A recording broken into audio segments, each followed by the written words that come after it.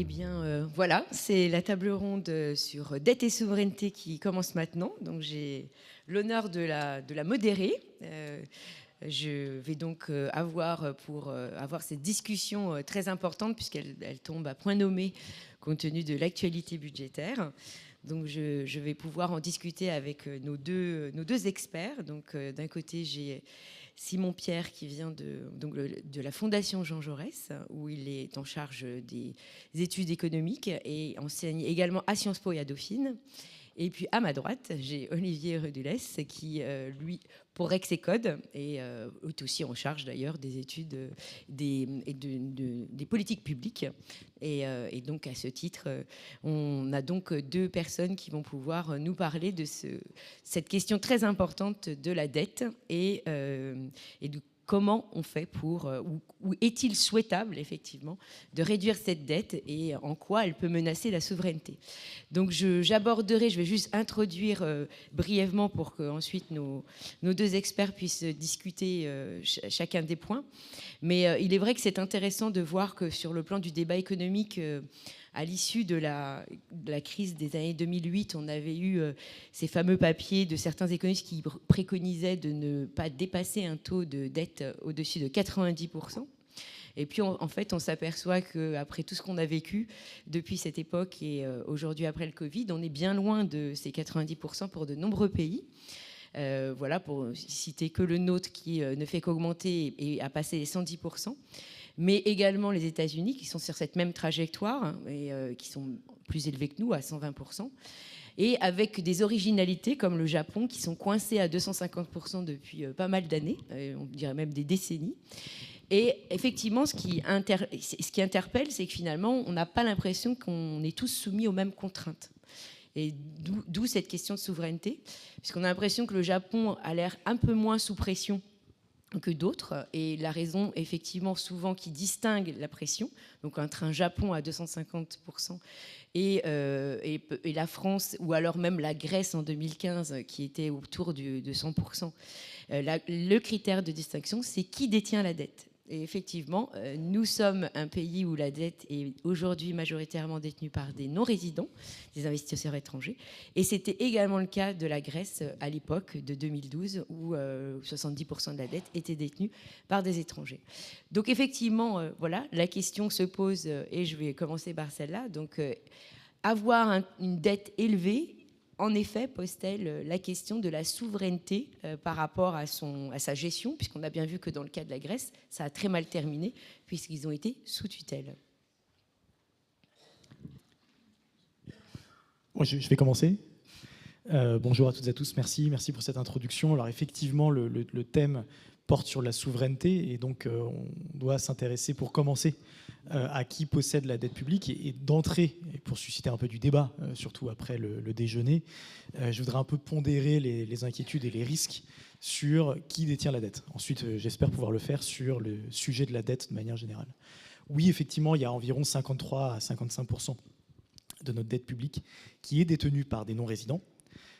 Mais deux nuances.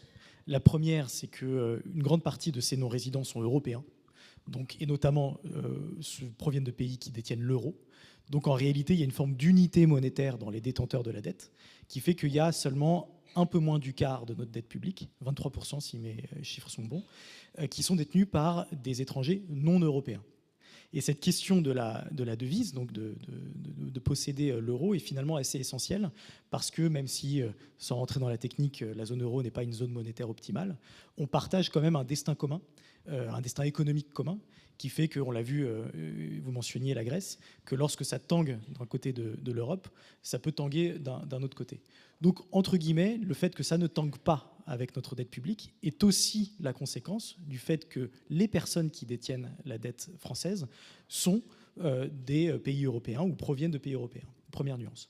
Deuxième nuance, parmi ceux qui détiennent la dette française, on a les institutions européennes, et notamment la Banque centrale. Et qu'il l'a fait, non pas au moment de l'émission de la dette, vous savez que c'est interdit par les traités européens, mais à racheter par tous ces mécanismes de dérisking des dettes publiques de nombreux États, et notamment la France. Et donc le fait que la Banque Centrale Européenne, prêteur en dernier ressort, détienne des titres de notre dette, vient aussi un peu réguler l'inquiétude qu'on peut avoir sur le fait qu'il y a un risque de souveraineté au fait que notre dette soit détenue par des non-résidents. D'accord, donc grâce à la Banque centrale, on n'a pas à s'inquiéter d'être une future Grèce de ce point de vue-là, c'est-à-dire qu'on ne sera pas un jour sommé de faire des réformes. Peut-être pas. Olivier. Je pense, déjà, il y avait plusieurs questions dans votre question. Il y a la question du niveau de la dette, si une dette c'est un problème, et qui la détient. En fait, pourquoi on peut le voir comme une force d'arriver à s'endetter auprès des étrangers. En fait, on arrive en mettant les investisseurs en concurrence à avoir des taux très bas. C'est une force, mais ça oblige forcément à de la discipline, à de la crédibilité. Et le principal risque auquel ça nous expose, c'est que si on a une crainte de ces investisseurs, soit c'est une crainte, on pourrait dire sincère, ou soit c'est une crainte un petit peu administrative, parce qu'ils sont obligés de suivre des grilles de notation, de devoir payer des taux plus élevés. Ce qui est vrai, c'est que quand vous avez 115 points de dette publique, une hausse des taux, ça se sent. Sur le budget de l'État. Ça ne se sent pas forcément au niveau macroéconomique en soi, mais ça se sent parce qu'à un moment donné, il va falloir quand même faire des ajustements sur comment on dégage des recettes, est-ce qu'on fait de nouvelles dettes pour payer les anciennes, pour rembourser des taux. Alors, ça ne se sent pas tout de suite parce qu'on a une maturité qui est assez longue, donc on a 8 ans, 7-8 ans de maturité, donc ça prend un petit peu de temps. Ça a un effet aussi paquebot, c'est-à-dire que l'avantage de cette maturité, c'est que les effets négatifs mettent du temps à se faire sentir. La contrepartie, c'est que quand on fait des efforts, les bénéfices mettent aussi du temps à se faire sentir. Donc, pour ainsi dire, si on regarde la période, c'est assez paradoxal, si on regarde la période des années, on va dire de 2000 à 2019 ou 2020, à mesure que notre dette augmentait, notre charge sur la dette diminuait. En fait, en 2019, on devait payer 1,5 point de charge de la dette au PIB. C'était le niveau le plus bas qu'on ait jamais eu, pourtant avec la dette la plus élevée historiquement.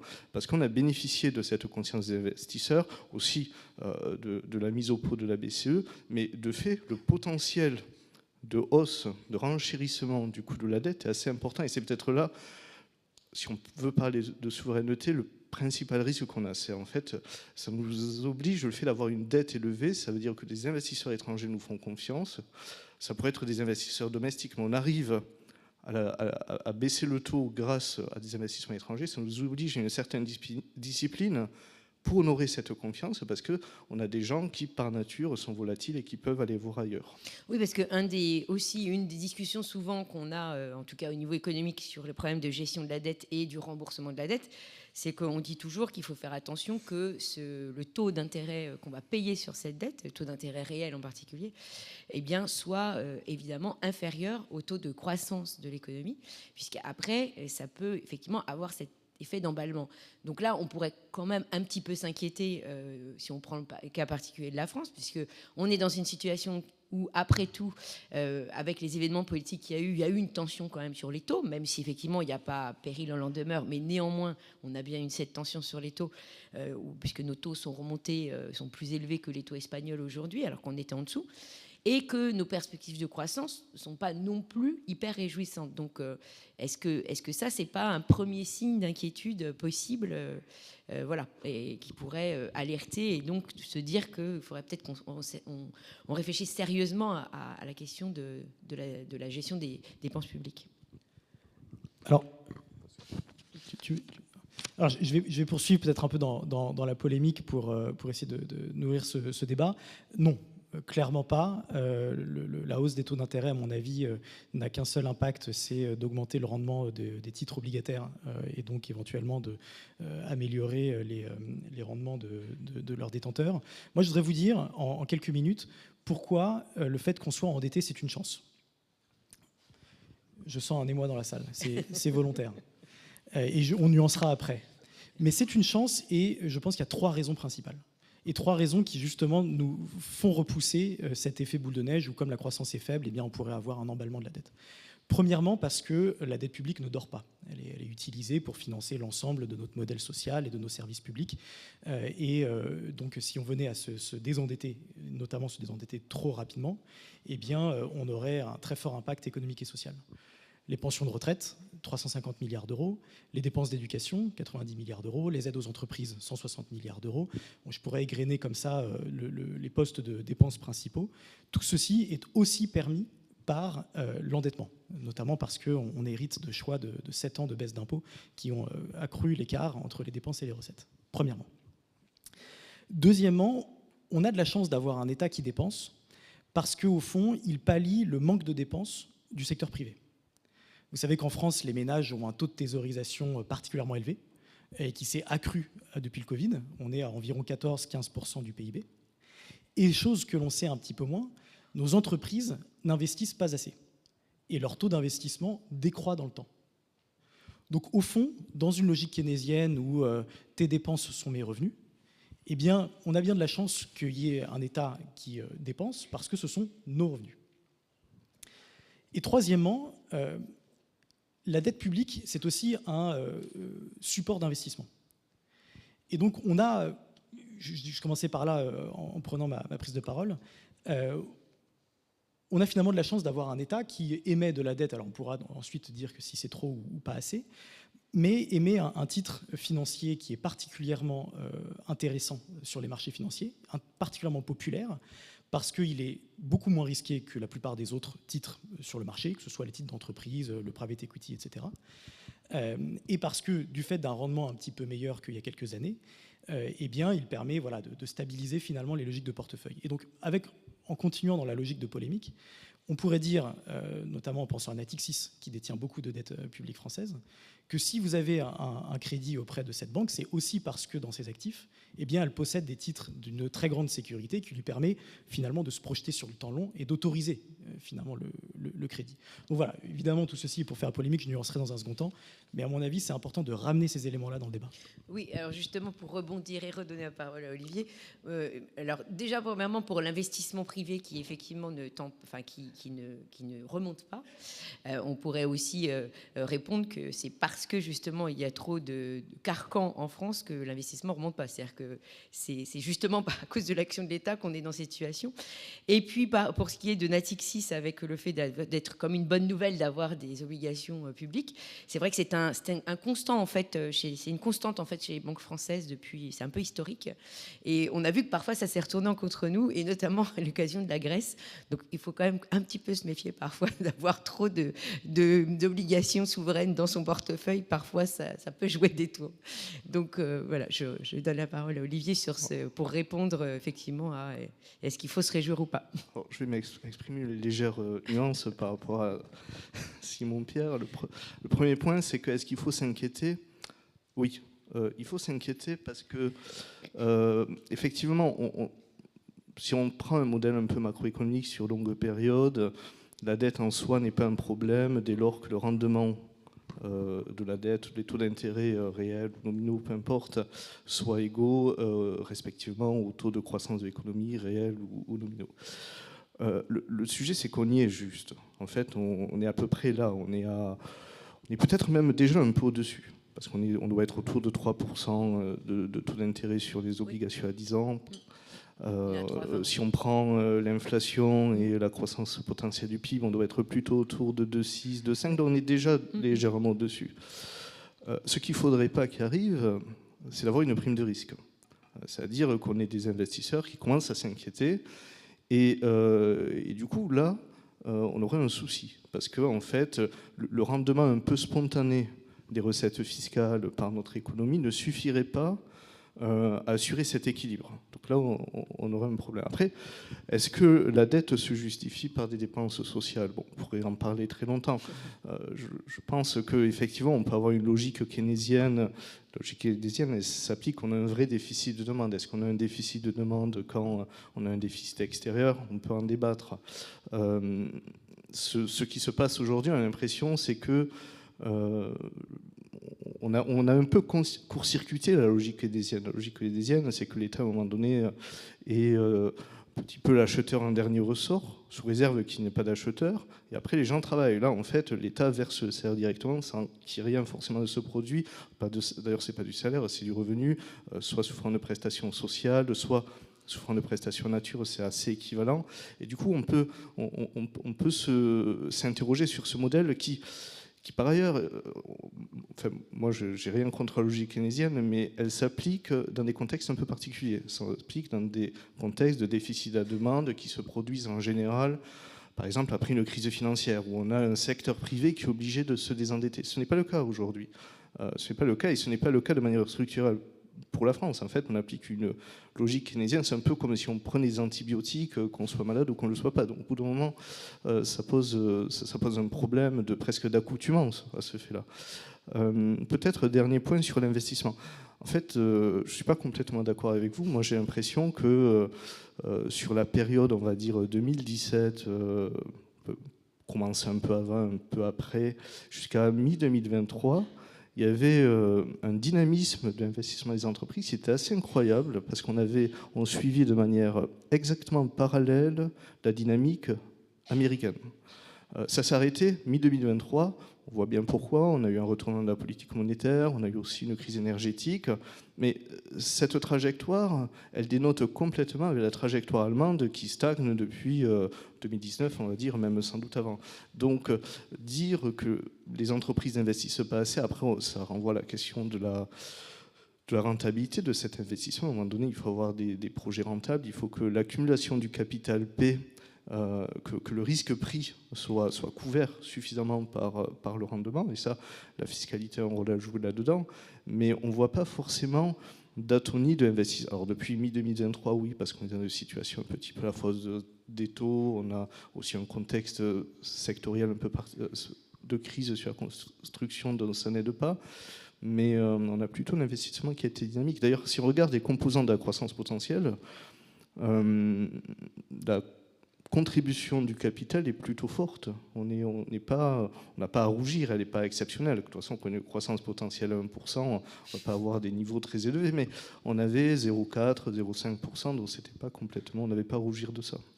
Et qu'est-ce qu'on peut aussi penser de cette idée que, si on prend effectivement des cas extrêmes comme le Japon qui stagne à 250% de dette depuis maintenant quand même pas mal d'années.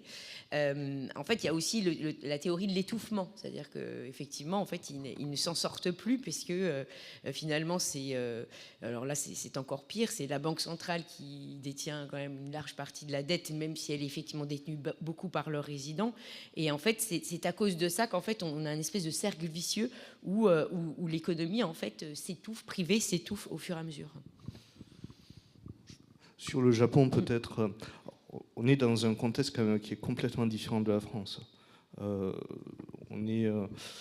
Qui a d'ailleurs changé assez récemment. Donc l'image du Japon est en train de changer, mais on a eu 20 ans, 23 ans quasiment de trajectoire déflationniste, qui était la conséquence d'une crise importante, de la crise du début des années 90 au Japon, qui est à la fois la conjonction d'une crise financière, donc avec un mouvement de désendettement, sans doute de nombreuses erreurs de politique économique. Le Japon a eu beaucoup de mal à nettoyer son secteur bancaire, et d'un fait démographique. Donc qui, de manière assez matérielle, mettait l'économie de manière assez structurelle dans une situation de déficit de demande, et qui justifiait, à côté d'autres raisons, que la Banque centrale, que l'État interviennent dans l'économie. Cela étant, le Japon est créditeur net vis-à-vis du reste du monde. Il est tellement créditeur net qu'il en vit et qu'il en bénéficie. C'est un rentier, en fait. C'est une situation qui est assez différente de celle de la France. Oui. Nous, on a une dette nette, une position extérieure nette, pour prendre un jargon d'économiste, négative de près de 800 milliards. Le Japon, c'est totalement l'inverse. Alors nous, d'ailleurs, on est dans une situation paradoxale où, malgré cette dette nette, jusqu'à il y a peu longtemps, on retire un bénéfice parce qu'on s'endettait sur des taux très bas, donc l'État s'endettait, et par contre, notre patrimoine à l'étranger, toutes nos multinationales, essentiellement, dégageaient des rendements plus importants. Donc on avait même une chance de ce point de vue-là, mais ce privilège un peu exorbitant s'est éteint récemment. Donc, voilà. Là-dessus, à mon avis, il faut qu'on fasse une distinction entre le stock de dette et le flux des déficits. au fond, qu'on soit endetté à 80%, à 110% ou à 250% comme le Japon, oui, il y a des critères, des hypothèses qui permettent de voir si c'est plus ou moins grave. Encore faut-il se mettre d'accord sur ce qu'on entend par grave. Mais je pense que ce qui est le plus inquiétant dans la discussion, c'est surtout à quel rythme on s'endette au cours du temps. Et donc là-dessus, je pense aussi que notre situation, notamment très récente, se distingue de celle du Japon, puisque effectivement le niveau d'endettement très très élevé, il est relativement stable au cours du temps. Là où nous, on connaît des hausses soudaines de notre endettement du fait de déficits qui sont peu contrôlés. Alors, deux choses par rapport à ça. La première, c'est qu'en France, à peu près comme dans tous les autres pays, on s'endette fortement en bas de cycle, en période de crise. On voit que notre taux d'endettement est passé de 60% à 90% du PIB pendant la crise des subprimes. Et puis, on a dépassé les 100% du PIB pendant le Covid. Et maintenant, on est à 113%. Ce qui est inquiétant, pardon, donc je finis sur ce premier point. Donc, en quelque sorte, là, on est pleinement dans le rôle qu'on attend de l'État, dans ce qu'on expliquait du rôle keynésien, de venir finalement en renfort d'une économie qui est à genoux pour s'assurer qu'il y ait moins de casse sociale, de perte d'emploi, de personnes qui tombent dans la pauvreté et de fermeture d'entreprises. Ce qui est inquiétant depuis 2023, c'est que nous ne sommes pas en période de crise et que pour autant, on a des déficits qui ne paraissent pas contrôlés. Et ça appelle une myriade de conséquences qui, à mon avis, sont intéressantes au regard du Japon, au regard des États-Unis, au regard de l'Allemagne, au regard de nos pays alentours qui, eux, réussissent à maîtriser leurs déficits. La première chose, c'est comment ça se fait que dans un pays comme la France, qui dispose d'une administration fiscale et financière si performante, on n'arrive pas à tenir un budget. Je rappelle que sur 2024, l'écart entre la loi de finances votée et ce qui a été exécuté, c'est 50 milliards d'euros, de l'ordre du budget de l'éducation nationale. C'est comme si on avait créé un deuxième ministère de l'éducation nationale et que l'argent était perdu. C'est pas entendable dans un pays comme la France. La deuxième chose, c'est que dans un pays démocratique où le pouvoir de voter les lois est donné au Parlement, ça pose question que ce qui a été voté n'ait pas été pleinement appliqué. Et que donc il y ait un pouvoir exécutif qui s'exonère finalement des préconisations et des injonctions de la loi de finances. Et la troisième chose qui en découle, c'est qu'est-ce qu'on fait dans une situation de finances publiques dégradées où on ne tient pas les déficits. Parce qu'en 2023, Bruno Le Maire nous avait dit promis, c'est la dernière fois. Puis il y a eu 2024. Et maintenant, en 2025, avec en plus de ça les difficultés institutionnelles qu'on connaît, on sait qu'on aura de nouveau un déficit qui est supérieur à la tendance. Alors, je vous ai donné les chiffres. En 2023, il y avait 5% qui était prévu de déficit. On était à 5,5. En 2024, c'était 4,5 et on a fait 6,1. Et en 2025, on a 4,1. On était anticipé 4,1% de déficit par rapport au PIB, et on sera à peu près à 5,3. Donc là, à mon avis, il y a un gros sujet de se poser la question de la gouvernance de nos finances publiques. Comment est-ce qu'on vote la loi et comment est-ce qu'on l'exécute? Et c'est là où, à mon avis, en termes de souveraineté, il y a des comparaisons à avoir. Vous savez qu'en France, il y a la loi organique des lois de finances qui cadre la manière dont on vote les lois de finances. Malheureusement, elle vient d'être rénovée en 2021-2022. Moi, je pense que cette rénovation, elle n'a pas du tout apporté ses fruits. Il faut qu'on revoie pleinement les pouvoirs de création, d'exécution et surtout d'évaluation de nos budgets. Et c'est là où, à mon avis, on pourra trouver un point d'accord entre nous sur le niveau de dépenses. En réalité, au même titre que le niveau de dette, peu importe. Ce qui compte, c'est qu'on s'assure que notre dépense soit efficace, qu'elle permette de limiter la pauvreté, de réduire les inégalités, d'éventuellement d'augmenter la productivité, d'investir dans l'avenir. Et aujourd'hui, la question, toutes ces questions ont assez peu de réponses en dehors des rapports de la Cour des comptes qu'on peut lire. Donc à mon avis, dans ce sujet-là, l'élément de souveraineté à avoir, c'est comment est-ce qu'on garde notre crédibilité parce qu'on arrive à tenir nos budgets et on arrive à se séparer de dépenses que l'on juge inefficaces parce qu'on les a évaluées. Je pense que là, il y a un grand sujet d'évaluation de politique publique qui est récurrent depuis plusieurs années.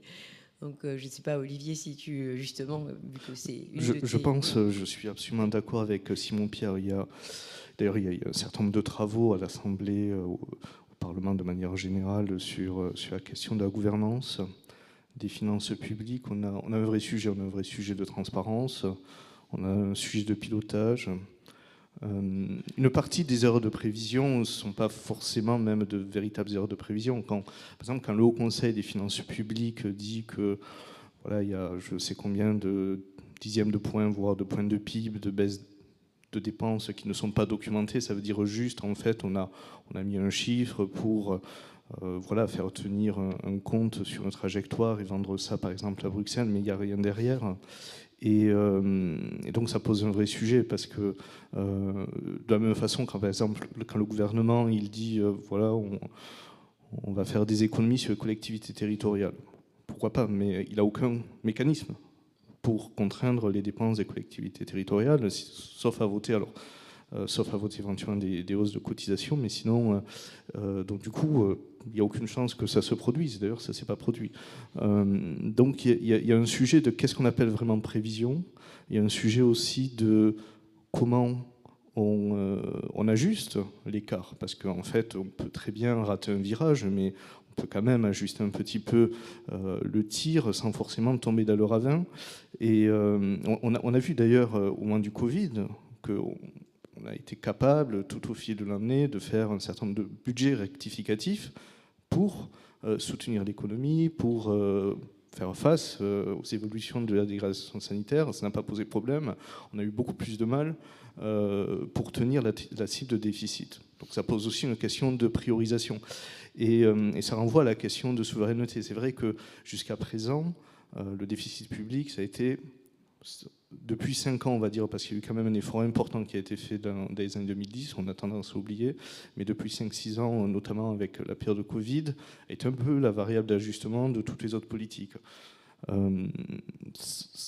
C'est à nous de nous en saisir assez rapidement avant d'y être forcés, soit par les marchés financiers, soit par nos partenaires européens, soit par les institutions européennes. Oui, parce que le fait que ça vienne d'une non-maîtrise va finir par atteindre la crédibilité si on suit le raisonnement qui a été que tu as évoqué précédemment, puisque ça atteint à la capacité d'un gouvernement de tenir ses finances publiques. Donc ça pourrait atteindre la réputation, effectivement. La réputation, oui, mais même dans la dialectique qui s'installe habituellement, que cherche à installer la Commission, enfin les autorités européennes et les pays. Vous voyez, on soumet un projet. La Commission européenne, elle dit oui, c'est vrai que si vous atteignez, je ne sais pas, de 9 de déficit en 2029, pourquoi pas, c'est dans 4 ans, ça respecte les règles, donc là, formellement, c'est exact. Après, il faut le faire. Si on dérive chaque fois, il va y avoir un sujet. En fait, de manière très concrète, ça veut dire que les pouvoirs publics français, lorsqu'ils vont dialoguer avec leurs partenaires européens, mais plutôt que de parler de sujets clés qui sont par exemple la transition écologique, la compétition face à la Chine, aux États-Unis ou autres, ils vont devoir juste s'expliquer, passer une demi-heure de leur temps de parole sur pourquoi ils n'ont pas suivi, pourquoi ils ont raté la cible de déficit. Donc c'est des choses très concrètes, mais qui à la fin, vont nous handicaper. Là-dessus, peut-être un mot sur ce qu'on appelle de manière technique la gouvernance européenne des finances publiques. Et en fait, derrière ce terme un peu abscon, il y a deux chiffres que tout le monde connaît par cœur. Le fait que notre déficit ne doit pas être supérieur à 3% du PIB et que notre dette publique ne doit pas être supérieure à 60% du PIB. Au fond, ces règles-là créent aussi le problème dans lequel on est. Parce qu'il ne vous aura pas échappé qu'on ne respecte aucun de ces deux critères. Et ça fait très longtemps. Et que ça fait très longtemps. Je ne vais pas revenir sur toute l'histoire, mais en fait, c'est des règles qui ont été créées en 1997. Et en fait, dès 2000, il s'avère que la France et l'Allemagne étaient incapables de les respecter. Et donc, associées à ces règles, il y avait des sanctions qui étaient prévues par la Commission européenne qui n'ont pas été données. Donc, ça a fortement réduit la crédibilité de ces règles. Bon. On arrive en 2023-2024 après le Covid, où tous les pays ont vu leurs finances publiques se dégrader, et donc la Commission européenne a redemandé à ce qu'il y ait un retour d'une trajectoire à l'équilibre en modifiant un petit peu ces règles. La difficulté, c'est qu'à vouloir imposer des règles trop importantes, on se retrouve dans le cas grec. Le cas grec dans lequel, au fond, en voulant réduire les déficits, eh bien, on a accru les déficits. Et c'est là où on retombe, pardon d'y revenir, mais sur le fait que l'économie fonctionne quand même pas mal comme un circuit keynésien et où lorsqu'on arrête d'injecter de la dépense dans l'économie, eh bien en fait tout s'effondre. Je rappelle que en Grèce, après les mesures de la Troïka, donc entre 2011 et 2015, le taux de pauvreté a été augmenté de 25%. On a réduit les pensions de retraite entre 10 et 30% de mémoire en fonction du statut, etc. Et puis, il y a eu un exode des têtes pensantes dans le monde entier qui fait que en fait, le pays s'est asphyxié, quoi.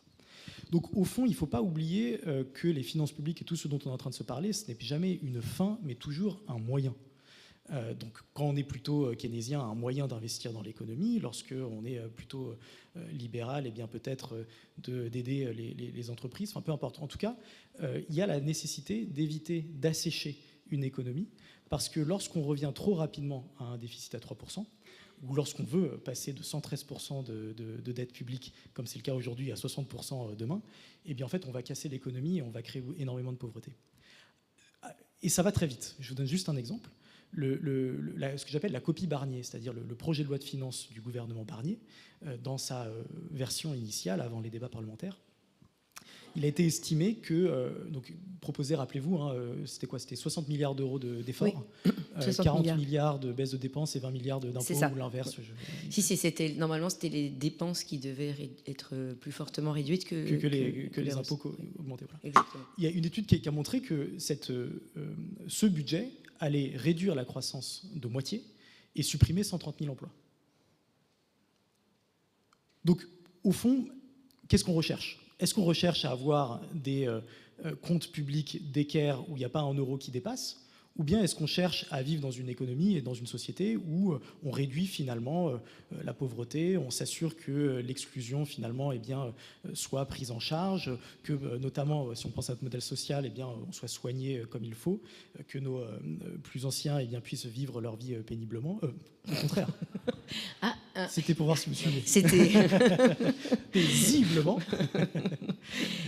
Et à l'inverse, si on venait à faire des économies, où est-ce qu'on viendrait piocher et donc qui on sacrifierait au fond sur cet autel? Alors moi, je vais être polémique. Je pense qu'après, tu rebondiras pour faire rebondir Olivier, puisque effectivement, dans cette, il y a effectivement ceux qui pensent que justement, il faut faire l'inverse, c'est-à-dire qu'il faut aller vite, vite et bien, parce que c'est comme ça qu'on va faire rebondir la croissance. Donc là, on a un exemple qui fait beaucoup parler en général, qui est celui de Milei. Milei qui a réduit drastiquement les dépenses publiques et qui effectivement renoue avec un peu de croissance. Mais il n'y a pas eu que lui. Il y a eu les Pays-Bas, il y a l'Irlande qui est aussi un cas. Même la Grèce est même donnée comme cas pour l'après. Donc est-ce qu'il n'y a pas quand même une sortie positive du fait d'aller vite et de réduire vite? Donc Olivier, je ne sais pas si je t'inspire avec cette remarque. Non, peut-être pour... La seule limite à ce raisonnement sur le risque à baisser trop vite la dépense publique, c'est la question de la soutenabilité. Si on revient dans l'épisode grec, certes, il y a une forte baisse du PIB, mais parce qu'on était dans une économie qui vivait à crédit, qui était de toute façon insoutenable. Nous avons aujourd'hui, ça veut dire quoi, 6 points de déficit public, donc 4 primaires, 5 structurels, ça veut dire 5 en ayant corrigé du cycle. Ça veut dire que globalement, ça s'ajoute sur le stock de dette, il faut toujours trouver de nouveaux financements pour faire tourner la machine. Ça veut dire que si un jour il faut juste arriver à l'équilibre, ça fait une marche de 120 milliards. Donc on ne parle plus du budget d'éducation. Le vrai sujet, c'est plutôt l'arbitrage, c'est pas tellement entre un peu moins de croissance, c'est est-ce qu'on veut faire un effort qu'on maîtrise dans le temps, se disant qu'on va l'étaler dans une trajectoire crédible, et certes, ça va être pénalisant. Et effectivement, si on réduit notre dépense publique par rapport à un niveau insoutenable, il y aura des coûts économiques à court terme, sans doute des coûts sociaux. Il y a un certain nombre d'entreprises de tous les secteurs, d'ailleurs, qui bénéficient de manière directe ou indirecte de la dépense publique. Et on sait que c'est un modèle qui n'est pas soutenable. Donc soit on prend ça en compte et on maîtrise notre ajustement, on décide un petit peu à quel rythme on revient à l'équilibre, ou soit on s'expose de devoir le faire d'un seul coup. Oui. Et là, c'est beaucoup plus violent, parce que quand réduire le budget Barnier, je sais plus exactement le chiffre, si c'était 1 point de PIB ou 1,5 point de PIB, c'est déjà beaucoup. Mais si vous devez faire 4-6 points de PIB d'un seul coup, là, ça fait une catastrophe. Donc il y a sans doute un sujet, en fait, il y a un arbitrage intertemporel. La question ne se poserait pas si on était à l'équilibre, si même si on avait un petit déficit. Là, on a un risque qui est en train de se poser, qui est d'autant plus, comment dire, visible qu'on a un problème d'instabilité politique. Si on n'avait pas d'instabilité politique, mais les deux sont liés. Mais de fait, il faut faire attention, en fait, à ne pas juste repousser un ajustement pour qu'il soit encore plus violent. Donc ça, je pense, c'est un sujet ensuite sur le modèle un petit peu de la demande la demande publique qui tire l'économie. C'est vrai qu'aujourd'hui, en France, on a un système où finalement, le gouvernement, je ne parle pas d'un gouvernement particulier, c'est une tendance, à bénéficier. En fait, on a une vraie qualité, on revient sur notre capacité à lever de la dette pour financer du revenu dans l'ensemble de l'économie, de manière directe, avec les agents publics, sous forme de prestations sociales. Alors, c'est pas comme dans certains pays, par exemple, on pense aux États-Unis où ce sont les ménages qui s'endettent eux-mêmes, mais c'est un gouvernement en fait qui finance l'économie à crédit. Ça se traduit aussi dans notre déficit extérieur. C'est quelque chose qui est assez malsain au fond, donc qui n'est pas très soutenable, qui pose des problèmes d'éviction de la demande privée. Donc il y a tout un tas de signaux qui nous disent qu'on n'est pas forcément dans une situation où le gouvernement s'endette pour adresser un modèle de demande qui en fait... Le modèle keynésien, il était sans doute vrai peut-être pour la France des années 60, quand il y avait une fermeture des marchés de capitaux, qu'on vivait un peu dans notre monde. Aujourd'hui, la France est une petite économie dans le monde, donc il ne s'applique pas forcément. En fait, quand on fait de la relance, on relance surtout la Chine ou l'Allemagne, pas forcément l'industrie française.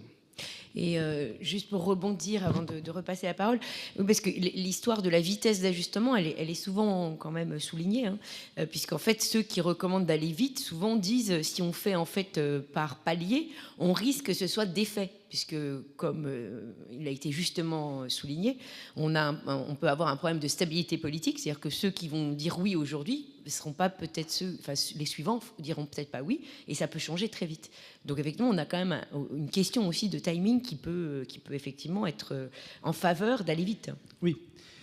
Je vais répondre à cette question, mais je reviens un instant sur cette fameuse notion qu'on appelle l'effet d'éviction en économie, et qui explique en somme que plus l'État dépense ou investit, et plus il le fait aux dépens du secteur privé. Il y a donc un arbitrage, quoi. Plus il le fait, moins les autres le font, et donc pour que le privé investisse, il faudrait que l'État se désengage. Il s'avère que, à ma connaissance, qui est partielle évidemment, ça ne s'observe pas en France. Et j'en veux pour preuve une chose qui est la baisse des impôts qu'on a connus depuis 2018, et notamment des impôts portant sur les entreprises. Je rappelle que le taux d'impôt sur les sociétés a été baissé de 33 à 25 facialement, que les impôts de production ont été baissés, que certaines cotisations ont été allégées. Et par ailleurs, sur les cotisations, vous savez qu'on est dans cette politique depuis 2003, donc depuis 20 ans, d'exonération de cotisations patronales. 93, effectivement, effectivement 93, donc encore plus 30 ans. Donc au fond, on a essayé ce modèle. Et ce qu'on observe, c'est que lorsque les années qui suivent ces baisses d'impôts ou ces baisses de cotisations ne sont pas manifestées par une hausse de la dépense privée, que ce soit la dépense des ménages ou que ce soit l'investissement privé. Donc j'en reviens à ma démonstration initiale sur, même s'il y a peut-être sur période courte un regain de l'investissement public, c'est peut-être à l'échelle de la croissance actuelle, qui, comme tu l'as très bien dit, est assez faible, mais sur période longue est quand même en décroissance. C'est-à-dire qu'on avait en gros des investissements privés qui étaient de l'ordre de 5 points de PIB dans les années 70, et aujourd'hui on est inférieur à 2 points de PIB. La deuxième chose, c'est que ces fameux modèles qu'on prend comme exemple pour dire que si l'environnement gouvernemental notamment était différent, on aurait davantage de place à l'investissement public et donc au dynamisme de l'économie grâce à des finances publiques mieux contrôlées, ne se vérifient pas non plus, notamment aux États-Unis, où vous avez des programmes immenses, absolument gigantesques, je ne vous en donnais que deux, j'imagine que l'un des deux, vous l'avez déjà en tête, qui en fait inondent l'économie de fonds publics pour permettre l'avènement de grandes entreprises ou pour générer des politiques de filière. Le premier élément, c'est la politique d'innovation. Les principaux GAFAM et les entreprises innovantes qu'on connaît ont toutes été massivement subventionnées par le secteur public. Et l'idée que ce sont des investissements privés, des business angels ou de la love money qui a créé Amazon ou Apple est fausse. Pas complètement fausse quand même. Et grandement fausse. Et la deuxième chose, c'est dernièrement, sous le mandat Biden, et c'est peut-être ça que vous avez en tête, il y a eu des plans massifs d'intervention, dont le plus l'Inflation Reduction Act est celui que tout le monde connaît, mais il y en a eu d'autres, pour investir massivement dans des filières, notamment des filières d'avenir, justement parce que le secteur privé ne le faisait pas de lui-même. Donc finalement, on trouve une convergence d'un modèle où pour lancer des cycles d'activité, on a besoin, à un moment donné, de faire de la dette. Pourquoi je dis de la dette et pas de la dépense? Parce qu'au fond, la dépense publique, elle est toujours à un niveau qui est relativement stable, qui évolue un peu d'année en année. Mais si on veut donner des coups d'accélérateur, on est obligé de faire monter la dépense d'un coup, et donc on crée un écart avec les recettes. Et cet écart, il est comblé par de l'endettement. Alors, quelques nuances, après je reviendrai sur la question du rythme d'ajustement. Simon Pierre, tu veux proposer d'appliquer le modèle américain en France? C'est étonnant. Non, au-delà de ça, en fait, on a quand même une configuration très différente entre les États-Unis et la France. Le marché financier fait une grande différence. Des fonds de pension, puis une taille de la finance, des finances publiques qui est quand même plus réduite. Nous, en France, quand même, on a augmenté de 2 points depuis 2019, donc encore, et puis par rapport à 2017, de 1 point, donc on avait un peu baissé entre 2017 et 2019. Peut-être pour dire aussi que ça, sur un certain nombre de mécanismes, alors l'effet d'éviction, on pourrait très bien dire qu'au fond, voilà, on a 6 points de déficit public. Ça veut dire que collectivement, on a 6 points de plus que ce que l'on paie en impôts.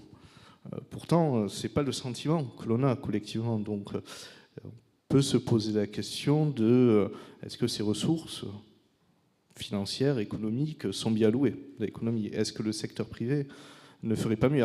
Quand je dis secteur privé, c'est pas juste de faire des chèques, c'est juste de ne pas prélever pour laisser les gens gérer eux-mêmes leur argent. On peut penser par exemple, tu as parlé des allégements de cotisation, bon, on ne va pas rentrer dans la mécanique, mais les retraites, ça fait 14 points de PIB, c'est 2 points, 3 points de PIB par rapport aux pays comparables. On voit qu'on a bien protégé les retraités, et c'est très bien, mais ça ne s'est pas forcément manifesté dans la consommation. Donc il y a même un décalage entre la dynamique de l'INSEE en termes de pouvoir d'achat. Alors après, on pourrait parler aussi des revenus financiers, et puis le ressenti des gens, mais aussi l'impact macroéconomique, le retour après en finances publiques, parce que quand le gouvernement fait sa mécanique, il dit voilà, on va mettre tant en retraite, ensuite donc ça va faire du pouvoir d'achat, ensuite ça va faire de la consommation, et donc ça va faire de la TVA. Mais non, en fait, on a mis tant en retraite, etc., mais il n'y a pas eu la TVA parce que ça s'est retrouvé largement en taux d'épargne. Donc ça pose comme une question de si on gérait très bien, en fait, dans l'absolu, en théorie, il n'y a pas forcément de choix à faire théorique entre le privé et le public. D'ailleurs, les règles budgétaires européennes sont neutres de ce point de vue-là. Elles disent voilà, il faut réduire la dépense nette des prélèvements. Donc, vous faites comme vous voulez, soit vous baissez la dépense, soit vous augmentez les impôts. L'essentiel, c'est de réduire, de faire un effort budgétaire. Ce qui me permet de revenir sur le rythme d'ajustement. Je pense que ça dépend. Pardon pour la réponse très, très claire, si on regarde la dette ou si on regarde le déficit. Si on veut stabiliser la dette, on a plutôt intérêt à baisser assez rapidement le déficit. Pourquoi? Parce que tant qu'on ne le baisse pas, la dette augmente à un niveau important. Et donc, et avec une dette qui augmente, on accroît le risque de devoir payer des coûts importants en cas de hausse des taux, de prime des risques, peu importe. Moi, j'aurais tendance quand même à préférer préférer comme indicateur le déficit. Je pense que sur longue période, on peut être d'accord qu'avec un déficit primaire nul, les choses La situation financière est soutenable. Certes, il peut y avoir une phase d'ajustement. On peut choisir même de l'avoir légèrement positif. Et si on a une trajectoire crédible de déficit, on peut ne pas trop se soucier de la dette. Il y aura certes un coût, mais bon, si on revient au débat d'économie, où on se dit que voilà, le rendement de l'économie est supérieur au rendement de la dette, macroéconomiquement, les choses se retrouvent. Alors certes, après, il y a de la tuyauterie à faire. Mais donc, je serais plutôt pour avoir une trajectoire crédible, modérée, parce qu'il y aura des chocs. Il ne faut pas sous-estimer les effets macroéconomiques et sociaux d'une consolidation budgétaire. Donc, il ne s'agit pas d'annoncer trop et ensuite de s'arrêter à mi-chemin ou de revenir en arrière parce qu'on se rend compte que c'est intenable. C'est un peu ça, au fond, le drame des Gilets jaunes, en fait. On est allé très vite pour tout un tas de raisons on a sans doute mélangé les objectifs. Ensuite, ça a paralysé le reste du quinquennat. Après, on peut penser ce qu'on veut des différentes mesures, mais en tout cas, on voit qu'il y a eu une brûlure, en quelque sorte, parce qu'à un moment donné, on a accumulé trop d'efforts. On n'a pas su forcément l'expliquer de manière claire et ce n'était pas forcément complètement justifié. Donc après, on peut en débattre. C'est sûr que si on prend donc le cas aujourd'hui, donc le cas extrême de Milei, c'est clair que lui, par contre, il y a une ligne directrice. Je pense que quand on veut aller vite, d'ailleurs, les pays qui ont fait vite, en général, c'est parce qu'ils avaient une ligne directrice très claire. Et quand on n'a pas une ligne directrice très claire, effectivement, c'est plus compliqué à faire entendre. Heureusement, on n'est pas oui, on n'est pas dans la situation de l'Argentine. Donc voilà, on peut. Oui. Quand on est dans cette situation, effectivement, la question se pose différemment. Complètement.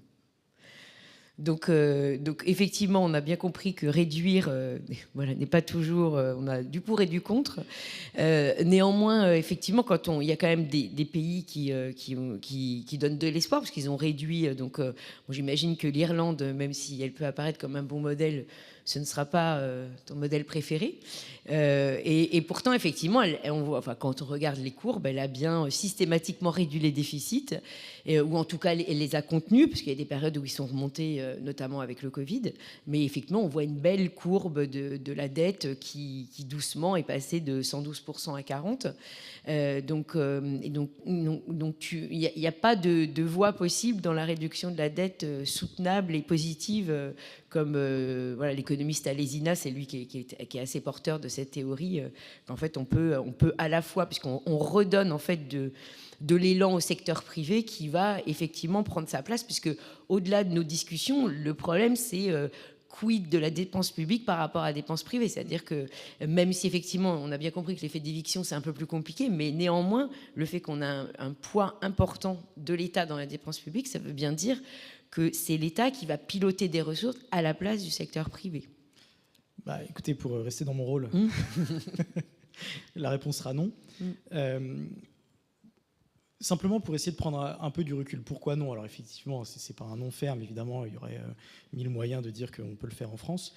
Moi, je pense que ce n'est pas souhaitable, mais je pense qu'au-delà de ça, on a donc dit que la dette publique augmente avec les chocs économiques. Il faut revenir à la source des chocs économiques. Il y a 50 ans ou 60 ans, il y avait beaucoup moins de chocs économiques. L'économie s'est mise à fluctuer très fortement parce qu'elle a été dérégulée et parce qu'elle a été financiarisée.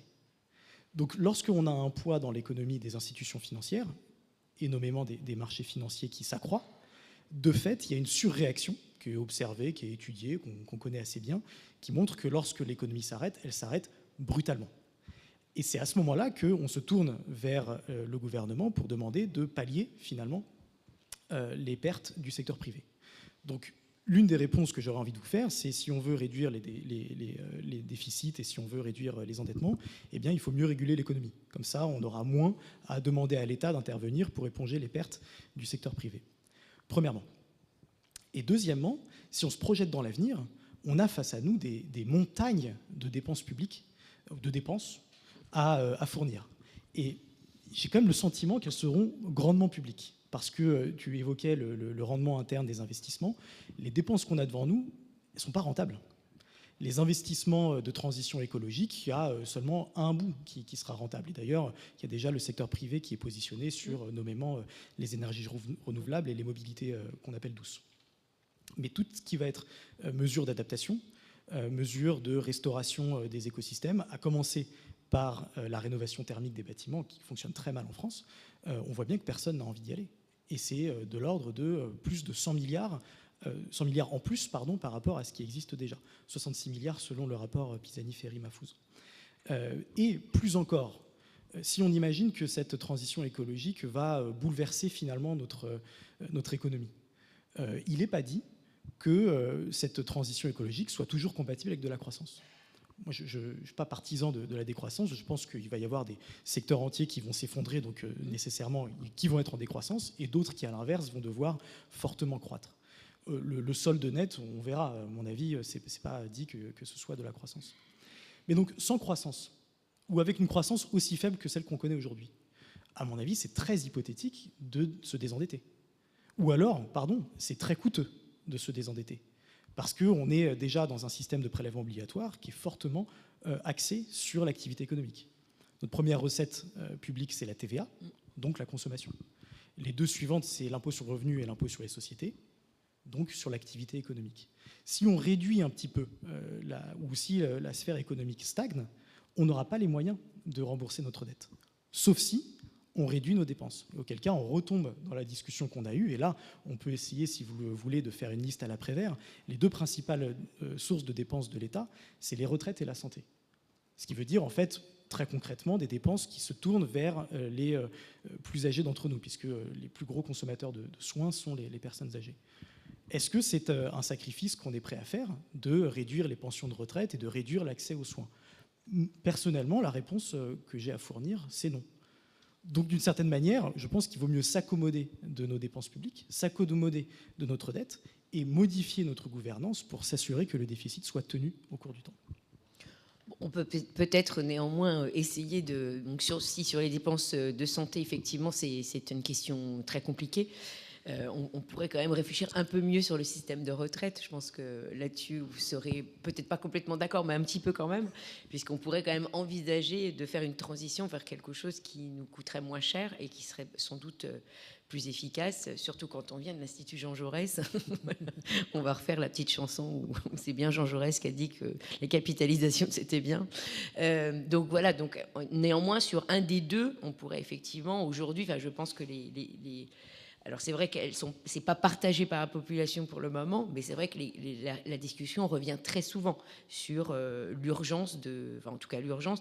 C'est pas tant une urgence, mais c'est même bénéfique parce que vous l'avez évoqué, non seulement dans les retraites, il y a l'idée d'avoir un système différent, mais c'est un système comme tu as évoqué, Olivier, quand tu as mentionné les États-Unis, qui aussi permettrait aussi d'avoir peut-être un marché du financement qui serait un peu plus ouvert puisqu'on aurait plus d'épargne qui circule.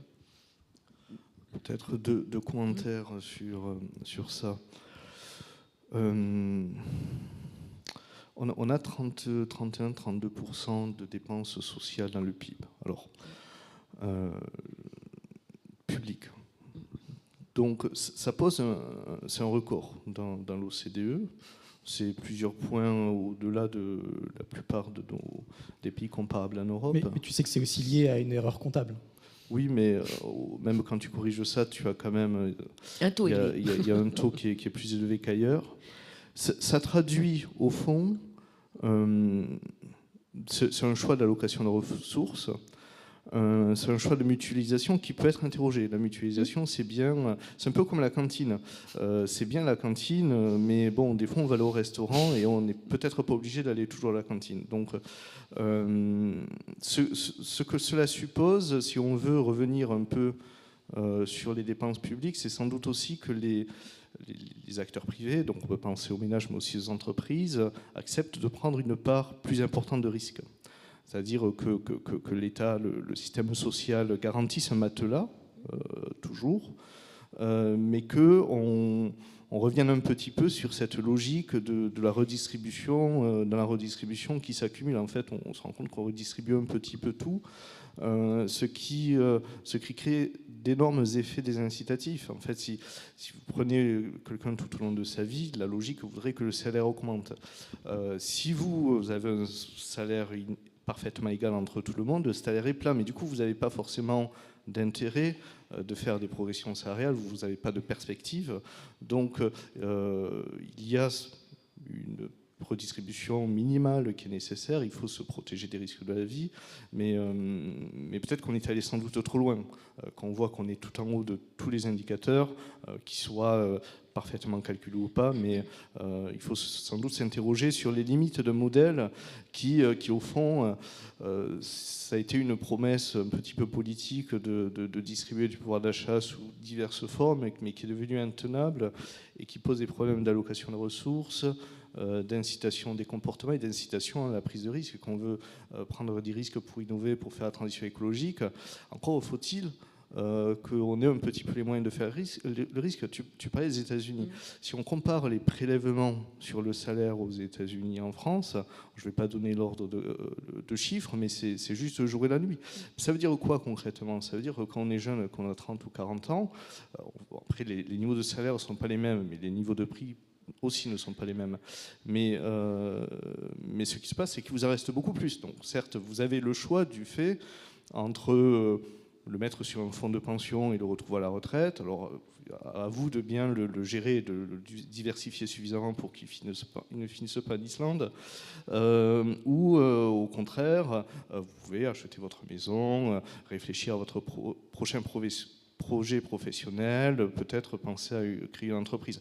En France, quand vous avez un salaire à peu près, je ne sais pas, que vous êtes jeune cadre ou autre, l'État vous prend l'État, la sécurité sociale, en pratique, vous prend une telle proportion, vous dit, on vous le rendra dans 50 ans. C'est très bien, mais entre-temps, vous n'avez rien. Oui. Et vous êtes un peu avide. Et donc il y a une forme de dépendance un petit peu entretenue. Or certes, vous n'avez aucun risque de revenu, en fait, si vous croyez à la situation des finances publiques, mais sinon vous n'avez pas de risque de revenu sur le futur, mais vous n'avez pas non plus aussi de risque de gagner plus. Donc il y a un vrai sujet. Ensuite, je ne sais pas si l'Irlande, c'est le meilleur point de comparaison. Moi, je citerai un peu plus spontanément la Suède, parce que bon, l'Irlande, on a en tête le taux à 12,5 sur les impôts, le fait qu'elle attire, c'est un puits à valeur ajoutée pour l'Union européenne, donc on n'a pas forcément envie d'avoir ce modèle. Il n'est pas forcément d'ailleurs réplicable partout. Si on pense à un pays comme la Suède, c'est un pays où il y a des prélèvements qui sont élevés, un État fort, ils ont 40% de dette publique. Ils arrivent, en fait, ils se sont assez profondément réformés dans les années 90 en partant d'une situation qui n'avait pas grand-chose à envier à celle de la France d'aujourd'hui. Et ils ont fait un choix, en fait, de laisser les gens prendre un peu plus de risques. Donc, ils ont conservé un matelas de sécurité sociale qui est très solide, mais par contre, les gens, après, on prenne en responsabilité, les entreprises aussi, un peu plus de risques. Et donc, ça donne un peu plus de dynamisme. Ça permet aussi au pays de s'adapter. Donc, tu as parlé des chocs. C'est pas forcément à l'État de tout absorber. Ça peut être aussi aux agents privés d'absorber des chocs, mais pour cela il faut leur laisser un petit peu d'air, parce que sinon ils sont trop coincés, ils peuvent réabsorber. Une réponse à apporter en matière de... Non. Très bien, je pense qu'on arrive au terme de cette discussion, de cette conversation ensemble. Je n'ai pas adressé de questions parce que apparemment je n'en ai pas, donc je ne sais pas si c'est parce que c'est la tablette, mais je n'ai pas de questions du public, donc je ne pouvais pas en formuler. Voilà, j'aurais pu les inventer. C'est vrai que j'ai manqué quand même de créativité maintenant que j'y réfléchis. En tout cas, merci à vous deux pour cette conversation autour d'un thème qui, je pense, va encore vivre quelques années en France. Voilà, je pense qu'on peut répliquer cette table ronde régulièrement. Elle gardera toujours sa vive actualité. Et merci à la salle. Je voudrais simplement remercier l'Institut Montaigne et la Rencontre des Sablons de nous avoir invités. Vraiment, ça s'est fait de manière extraordinaire et je trouve que des lieux de débat comme ça manquent en France. On n'est évidemment pas d'accord, mais ça fait beaucoup de bien, notamment dans le climat actuel, de pouvoir se rendre compte de nos désaccords. Donc merci vraiment d'avoir invité l'Institut Jean Jaurès.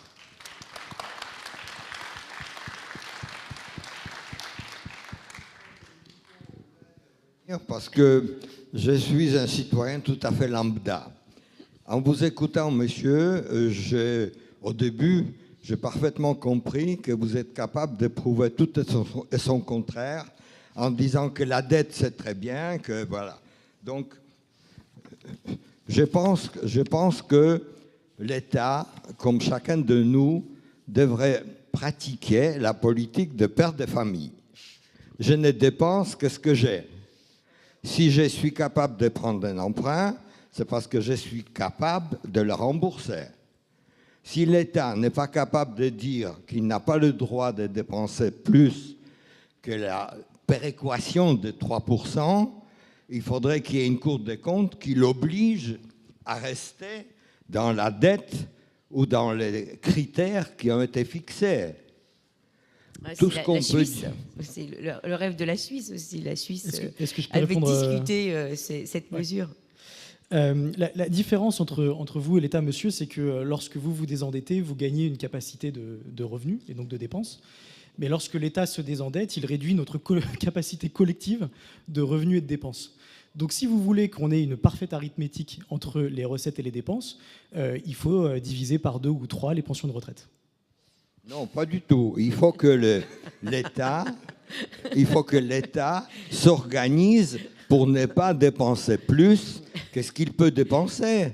Exactement, une manière de s'organiser, c'est de mais baisser les dépenses de retraite, c'est 25% des dépenses publiques. À chaque fois que l'État dépense 4 euros, il y a 1 euro qui est versé en pension de retraite. Donc si on veut que dès demain, on y arrive... c'est très simple. C'est assez simpliste, excusez-moi, c'est un peu pour vous taquiner. Écoutez, monsieur, je suis un cadre. Je touche une retraite de sécurité sociale et je touche une retraite de Arco et Agirc. Arco et Agirc agit parfaitement en équilibre, n'a pas le droit d'être en déficit. Je m'occupe de la copropriété, on n'a pas le droit d'être en déficit. Je suis dans une association, c'est exactement pareil. Je ne vois pas pourquoi l'État se permet de créer des associations, de créer des comités, n'importe quoi, des organisations régionales qui comptent des centaines de personnes et qui servent à personne. Tout ça, c'est le gaspillage public invraisemblable. Et il n'y a personne, aucun politique qui soit capable de le dire haut et fort, et les journalistes avec, pour pouvoir dire « réveillons-nous, la dette de 3 300 milliards, ce n'est pas supportable. Il faut que nous soyons économes, que nous travaillons davantage, que nous puissions mettre de l'argent de côté, pas pour le distribuer, mais pour rembourser. » Et oui, il faut changer de pays. Voilà, un espoir du côté de la Suisse, donc où il y a des freins à l'endettement et à la dépense publique. Merci beaucoup en tout cas, et voilà, j'espère que cette conversation vous aura appris plein de choses. Merci.